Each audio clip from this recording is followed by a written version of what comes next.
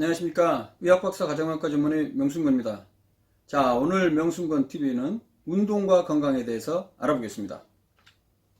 운동과 건강에 대한 최초의 연구 결과는요, 1953년 란셋이라는 국제적인 가장 유명한 의학 학술지에 발표가 되었습니다.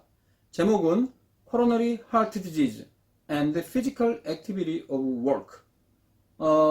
관상동맥 심장질환과 일의 육체적 활동, 이렇게 직역을 할 수 있겠네요. 그러니까 육체적 활동과, 즉 운동과 관상동맥 심장질환의 관련성이 어떤 것이냐에 대한 것이죠. 이 연구 요약을 한번 해보겠습니다.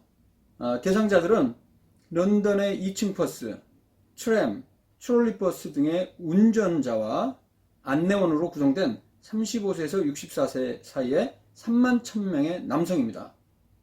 연구 결과를 보면요, 1년 동안 관상동맥 질환, 즉 협심증, 심근경색, 심장사 등 이러한 관상동맥 질환이 운전자 1000명당 2.7명이 생겼는데 안내원의 경우에는 1000명당 1.9명으로 낮았다는 것입니다. 즉 육체적 활동이 많은 안내원들은 관상동맥 질환이 낮았다는 것이죠.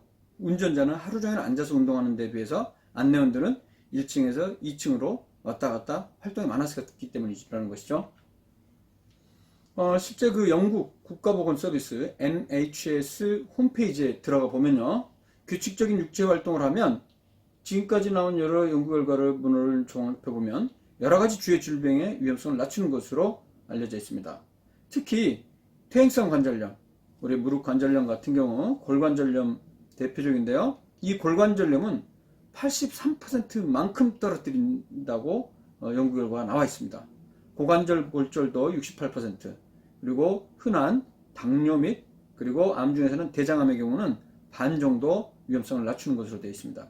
그리고 관상동맥 질환이나 뇌졸중은 35%, 조기 사망, 노인 낙상, 우울증 치매 역시 30% 낮추는 것으로 밝혀졌습니다.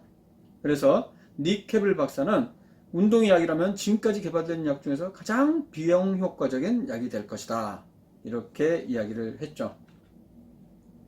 암에 대해서 한번 알아볼까요?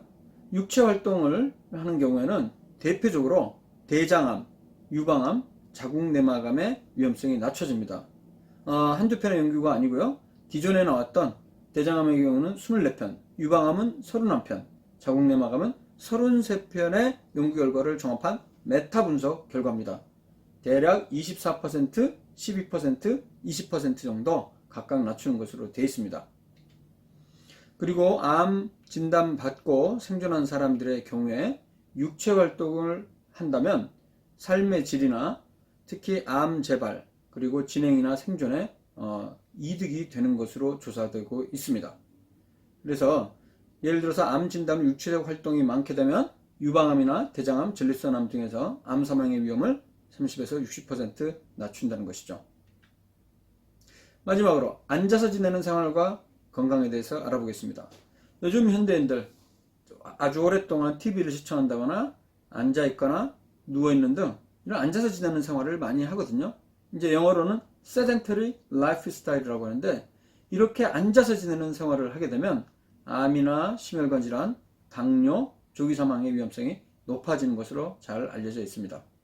이것은 일부 연구에서는 운동을 추가를 한다 하더라도 그것과 무관하게 앉아서 지내게 되면 위험성이 증가한다는 것이죠. 자, 오늘은 이렇게 운동이 건강에 미치는 영향에 대해서 알아봤습니다. 감사합니다.